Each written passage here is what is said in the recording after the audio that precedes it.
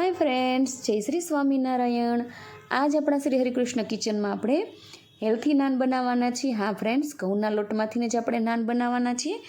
તો તેના માટે આપણે કઈ કઈ વસ્તુની જરૂર પડશે ચાલો આપણે ફટાફટ જોઈ લઈએ। તો મેં અહીં નાન બનાવવા માટે 2 કપ ઘઉંનો જે ઝીણો લોટ આવે છે જેનાથી આપણે રોટલી બનાવીએ છીએ તે લોટ લીધો છે અને તેને આવી રીતે એક ચારણામાં લઈ લેવાનો છે અને સરસ રીતે ચાળી લેવાનો છે। ફ્રેન્ડ્સ, જો તમારે મેંદાનો ઉપયોગ કરવો હોય તો 1 કપ ઘઉંનો લોટ અને 1 કપ મેંદાનો લોટ લઈ અને તમે તેની પણ નાન બનાવી શકો છો। પણ જે ઘઉંના લોટની નાન છે તે નાના મોટા બધા જ માટે હેલ્થમાં ખૂબ જ સારી રહેવાની છે અને પચવામાં પણ ખૂબ જ સારું રહેવાનું છે। તો અહીં લોટ આપણો ચડાઈ ગયો છે અને હવે ત્યારબાદ આપણે લોટની અંદર આવી રીતે સરસ ખાડો કરી દઈશું અને સ્વાદ અનુસાર મીઠું લઈશું। તો તેના માટે મેં અહીં સિંધવ મીઠું લીધું છે। ફ્રેન્ડ્સ, તમે તમારી રીતે ઘરમાં જે ખાતા હોય એ મીઠું પણ લઈ શકો છો। ત્યારબાદ મેં અડધી ચમચી ટાટા સોડા લીધો છે અને તમારી પાસે ઈનો હોય તો તમે ઈનો પણ નાખી શકો છો। ત્યારબાદ 1 ચમચો ઓઇલ અને મીડિયમ ખાટું દહીં આપણે એડ કરીશું। ત્યારબાદ બધું સરસ રીતે મિક્સ કરી દઈશું અને મિક્સ થઈ ગયા બાદ પછી આપણે એકદમ ઢીલો લોટ બાંધવાનો છે। જે રોટલીનો લોટ હોય એના કરતાં પણ એકદમ ઢીલો લોટ આપણે બાંધવાનો છે। ધીમે ધીમે હવે આપણી રીતે થોડું થોડું પાણી નાખી અને આપણે લોટ બાંધી લઈશું। આપણો લોટ સરસ બંધાઈને રેડી થઈ ગયો છે। તમે જોઈ શકો છો ફ્રેન્ડ્સ કે ખૂબ જ સરસ સોફ્ટ લોટ બંધાણો છે। તો થોડુંક ઓઇલ નાખી અને આપણે મસળી લઈશું। આવી રીતે ઓઇલ લગાવી અને હવે લોટને મસળી લેવાનું છે અને ત્યારબાદ આવી રીતે સરસ સેટ કરી દઈશું અને 10 થી 15 મિનિટ માટે આપણે ઢાંકી અને મૂકી દઈશું।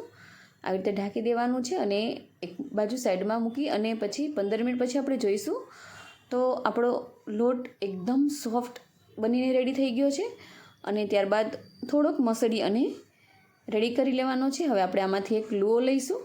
આવી રીતે તમારી ઈચ્છા અનુસાર નાના મોટો લુઓ લઈ શકો છો અને ત્યારબાદ બંને બાજુ થોડું થોડું ઘઉંનો લોટ લગાવી અને થોડીક નાની આપણે રોટલી બનાવીશું અને તેમાં આપણે થોડુંક ઓઇલ લગાવી દઈશું અને જે ઘઉંનો ઝીણો લોટ છે તેને પણ ભભરાવી દઈશું અને આવી રીતે બધી બાજુથી સીલ કરી દઈશું જેથી આપણી જે નાન છે એકદમ સરસ ફૂલીને રેડી થઈ જશે।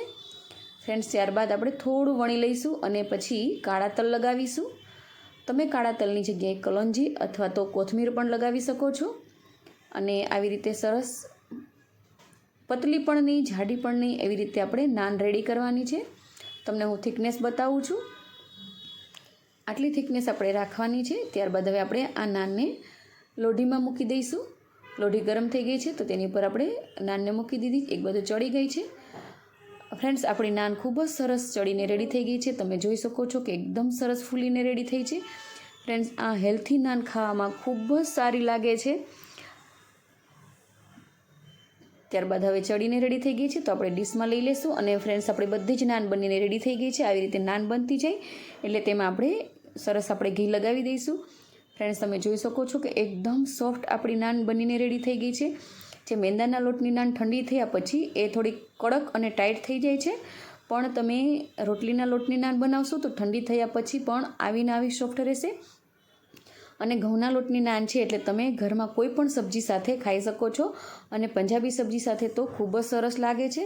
તો ફ્રેન્ડ્સ, તમને મારી આ હેલ્થી નાન બનાવવાની જો રેસીપી ગમી હોય તો મારી આ ચેનલને લાઇક કરજો, શેર કરજો અને સબસ્ક્રાઈબ કરજો અને કમેન્ટ કરીને જરૂર કહેજો।